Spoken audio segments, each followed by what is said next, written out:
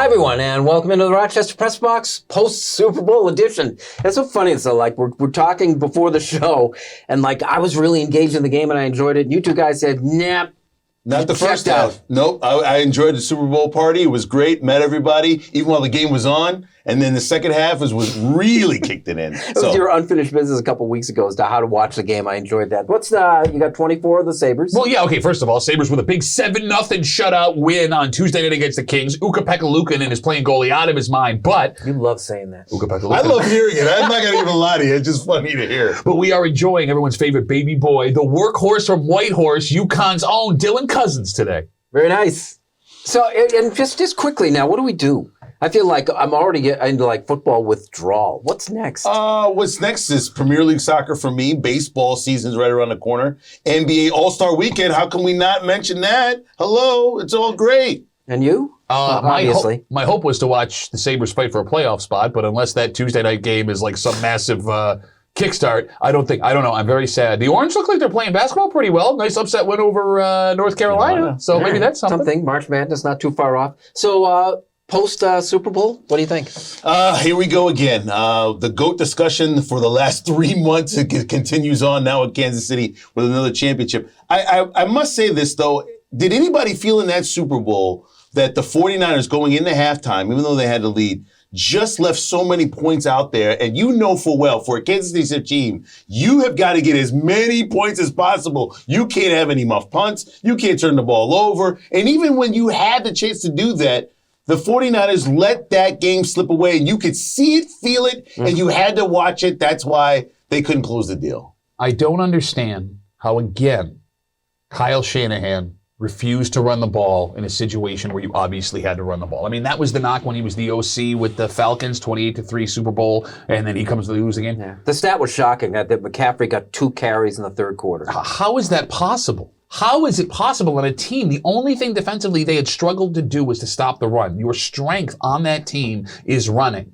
You don't run the ball. And to that point, to tie it back around to the Bills, as I love to do, you can make the argument that the best game plan of any team against the Chiefs all playoffs long was the Bills, because they controlled the ball, they ran the ball, they knew they couldn't stop them with the defensive injuries, but that was the Bills gave you the template how to beat them defensively, and nobody else did. Doesn't it also come down to like so much of it is luck too? I mean, you throw in Spagnuolo, defensive coordinator for the Chiefs. He had another great game. I remember from my Giants days. So he was able to dial it up again. The secondary looked great. Chris Jones was unbelievable. I just think Purdy really got scared. He didn't look scared, but he was. When it came to the big-time plays, he had Debo over the middle for a touchdown, just couldn't get him the ball. It's bizarre to me. I think they wanted Purdy to be the big star of that game, and it cost them the game. Even though you had McCaffrey, Kittle, if you would have told me he was going to have the yards he was going to have in that game, I would have been like, maybe he got hurt, and he didn't. So they're hanging that accusation on Shanahan. I think that's extremely damning. If just something like that, with the overtime or just the play? No, the idea that he wanted to make Purdy the star of that by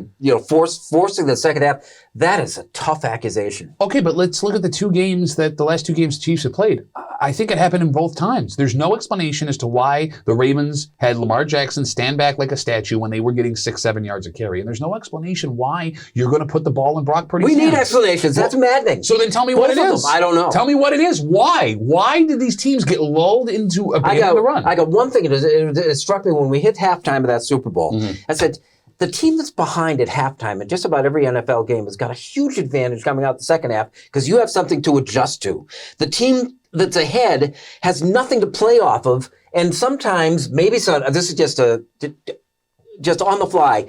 Maybe you outthink yourself in a position when you're ahead at halftime, you don't have something to adjust to, you feel you got to change something, and you really outthink yourself. Yeah, I mean, it's an interesting theory, but I mean, then again, we remember the games where the teams that are behind at half come back and win. Like, that's a statistic everyone wants to see. You never see a statistic, this team has been ahead by 7 at halftime, and they've won every game in the last 45 times. But they have things to adjust to, you know what I mean? They have things to respond to. I understand. I think you're overstating the importance of a lead, because you can still have a lead on someone and adjust to things that they're doing to make your lead bigger, to make your team more successful. Yeah, to your point. I just think you know full well, in a puncher's chance, if Kansas City is close, you do not want to be in a game with them because you will freeze up and they will win. 5 fumbles for the Chiefs. They lost 1. How is that possible? Yeah. If you lose 2, you lose the game. Better be lucky.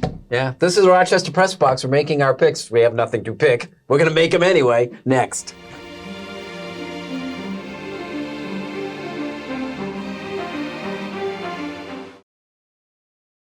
Just passing through, life lessons from notable Rochesterians, people you may think you know. Don Alhart and Maggie Brooks, John Dady and Stacy Pension, J Mac and Soccer Sam, Fred Costello and Jake Zembeck, along with 21 more.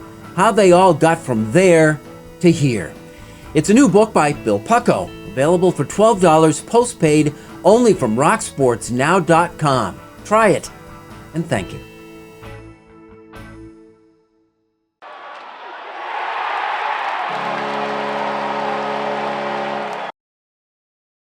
Our NFL Pick segment in the Rochester Press Box, brought to you by Connors and Ferris, your trusted and dedicated workers' comp attorneys and official sponsor of the Buffalo Bills.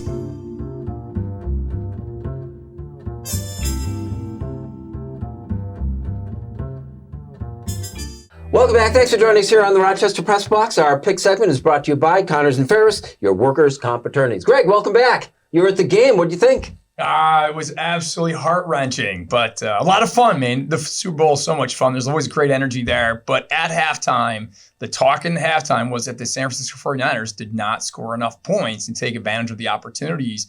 And that's where the Chiefs capitalized, and they did. I got to ask a question to anybody who is a Bills fan. Does it feel a little better that you lost to the Super Bowl champs again? Like it's like most people kind of like, well, we lost, you didn't lose to the Ravens, you didn't lose to Pittsburgh, you didn't lose to anybody. Like you lost to the overall champs again.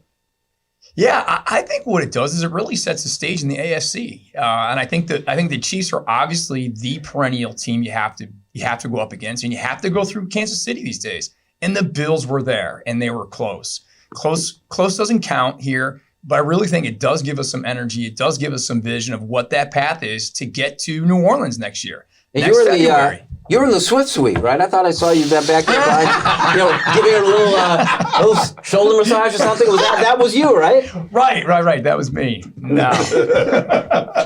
Hey, so the futures odds are out. San Francisco is the favorite. Largely, I think, because they're in the NFC. So it goes San Francisco, Kansas City, Baltimore, and then Buffalo's locked in a fourth place tie with Detroit. How's that look to you? Makes sense. I mean, look, I think Buffalo's better than Baltimore, but Baltimore had the seed over them. They had a better season than Buffalo. I can accept that. I think you're right about the NFC teams. Kansas City beat Buffalo heads up. I mean, can you name an AFC team that's behind Buffalo that you think is light years ahead of Buffalo right now? It's not Miami. It's not the Jets, right? I mean, the Chargers are a team you got to look at. They're not there yet. Okay. And they've got cap issues too. Yeah. But 2-3 years down the road, that's going to be a handful. Possibly, but we've been saying that for 5 years about Los Angeles, right? Like, I mean, look, show it to me. And I think Harbaugh is a good coach, but you got a lot of things you have to remedy there. And the Bengals, the injury concerns now with Joe Burrow are legitimate because he's had serious injuries each of the last 3 years. Yeah. Is his body going to be able to rebound and play the way he has? Plus, you got free agency issues there with the wide receivers. How do you see him stay? You got to look at Burrow. Burrow's the only one that really beat Mahomes to get to that Super Bowl he eventually lost. But you look back at Baltimore again. Can they run it back? I mean, you got a two-time MVP in Jackson again. The Bills again on the spectrum as far as being a top team. I'm not sure about Detroit. Detroit achieved a lot this year and overcome a lot. They still need a couple more sort of moves, I would think, with their defense to shore it up. That was their real liability this past year. It's just interesting to watch where this goes because Kansas City's going to have to make some moves, and the 49ers are really going to have to make some moves in the offseason. Yeah, Greg, it seems to me like this whole imbalance of the AFC, if you want to throw in, and these guys, Cincinnati, the Chargers, the Browns, and Houston, you can make a case for 7 of the best 9 teams in the league being in the AFC. Yeah, and that's the challenge that Brandon Beane and Coach McDermott had this offseason. To me, going into this offseason with all the free agents they have that are available to leave this year, Beane's got a big task ahead of him. But the AFC is extremely more competitive than the NFC. Just when you look at the talent pool and the quarterback, which we all know this is a quarterback-dominated league. And Joe Burrow, he has that swagger. He has the it. The question is, as Tariq said, can he stay healthy? He hasn't proven it yet. Josh Allen has, which is why I think the Bills remain as that top contender against the Kansas City Chiefs. You're going to need a quick fix on the salary cap. I just want to run that quickly around. What do you see them doing to remedy that? Yeah, Brandon has a lot of different strategies that he could use right now, and it's really a matter of player cooperation and working with the players to get to where they need to do. The Pagulas have been very flexible with Brandon, paying certain salaries up front, which gave them some better relief. I see that's where they're going to try to navigate that. they're also going to try to bring in some people that can make a difference, that can actually make the play when they need to, but try to get some discounts. The good news about the salary cap is it doesn't actually exist, right? It is keep amazing. saying that. Well, these teams, $40 million over the cap. Oh my God, look, now they're under and they signed this player. It doesn't exist. It's not real. I think you're going to need a top-notch. that. You're going to need a top-notch quarterback that can deliver in pressure moments. Burrow might be that guy against Kansas City. Again, if he stays healthy. Also, Rodgers, don't get him done yet. He has a lot to prove to come back for the Jets. I'm not saying they'll beat Kansas City, but I'd like to see a 3-time MVP go up against Mahomes and company. When it comes to relevant quarterbacks in the AFC, Aaron Rodgers may not be top 10. Wrap it up, Greg. What do you see? What's the crystal ball look like 1 week after the Super Bowl? I'm excited for the Buffalo Bills and the Bills Mafia. The big key for the Buffalo Bills going for next year is staying healthy. And we saw how the defense looked good. The defense was strong. And we were decimated with injuries. So as long as we can stay healthy, I think we'll be down in New Orleans dancing. Because if they don't make it to Super Bowl, it's time to blow it all up. Cool. Greg, thanks again. We'll see you next week. Sounds Our great. pick segment brought to you by Connors of Ferris. Like it or not, is next.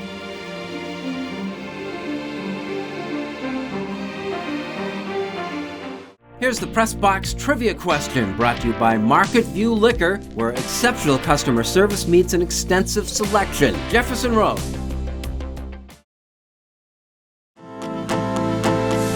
How about a getaway to an amazing museum about a local aviation pioneer? Mike O'Brien, your getaway guy, you're going to love this winter getaway. Look for the Getaway Guy right now on Facebook.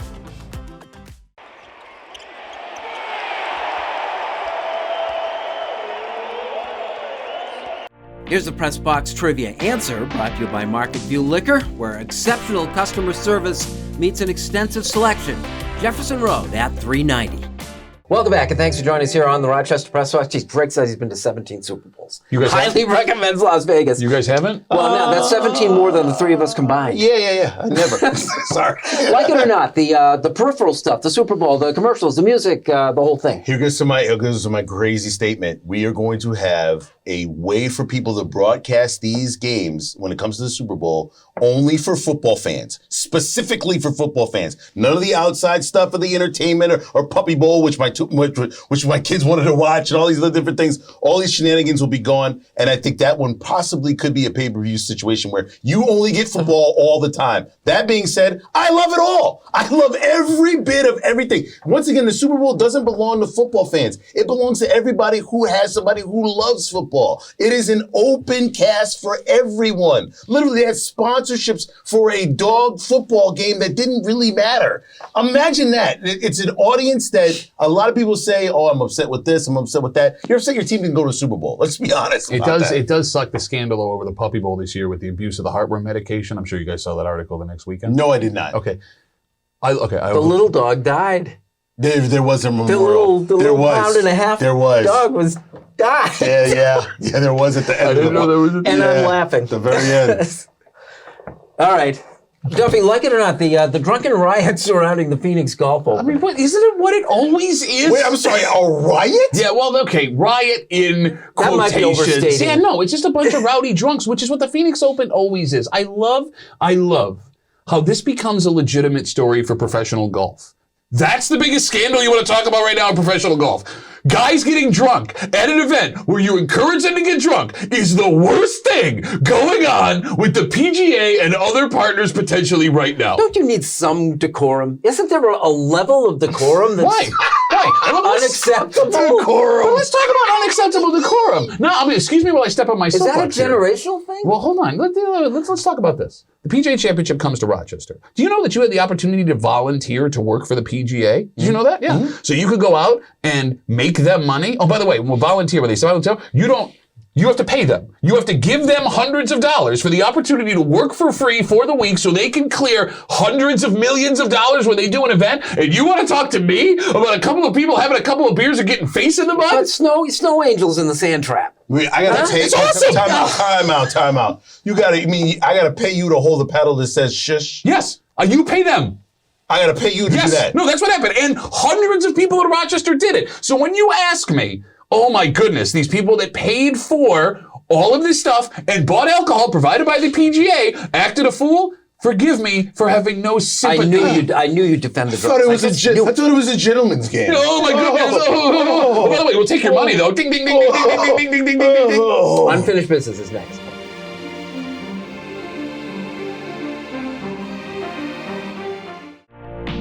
The Press Box Stat of the Week is being brought to you by McArdle's Restaurant in Fairport. Come home to McArdle's. Came now to Eichel. He floated one. Unfinished Business is brought to you by Greg the Roofer. Better roof, better price. Better call Greg today. Save time and money on your roof and siding. Call us today for a free estimate. Special financing's available. Visit us online at gregtheroofer.com. Welcome back, and thanks for joining us here in the Rochester Press Box. Calm has been restored here. Our Unfinished Business segment brought to you by Greg the Roofer. Thanks, man.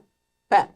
The biggest loser of the Super Bowl this season was Jauan Jennings, wide receiver for the San Francisco 49ers. And I don't mean that in a personal way. He played the game of his life on Sunday. He both threw and caught a touchdown pass, only the second player in Super Bowl history to do so. But because the 49ers could not hold on, he lost out on literally tens of millions of dollars. He's not a guy whose name you would know. In fact, he's making less than $1 million on the contract a year he has with San Francisco. If he wins Super Bowl MVP, which he would have for the performance that he gave, he is off in Orlando. His name is now top. He's pulling endorsements. He may get a bigger contract out of it as next year. We've seen that happen for Super Bowl MVPs. But at bare minimum, even if none of that happens to pay him for the rest of his life, once a week, forever, he could have sat down at an autograph show and collected $30,000, $40,000, $50,000 to sign his name and Super Bowl MVP on a mini helmet. But because Kyle Shanahan refused to run the ball in the second half, that man goes from easy street cash checks for the rest of his life to a trivia question that you'll miss on Sports Bar Night 10 years from now.